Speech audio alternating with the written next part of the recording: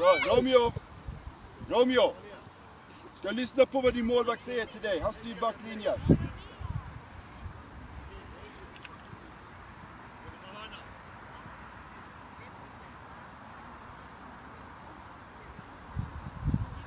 Så, men Romeo, du kan också köra upp mer.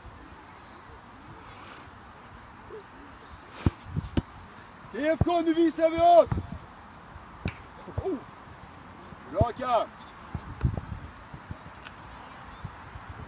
Adam, kan ha lite högre position. Romeo, du kan också jobba framåt.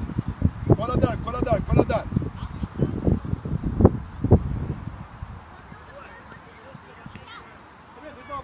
Bollen i mål. Mittfält inkast.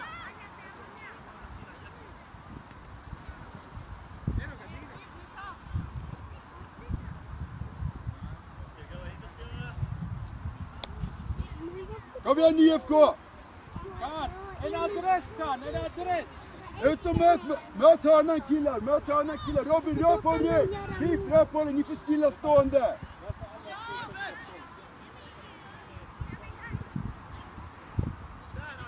Jobba nu!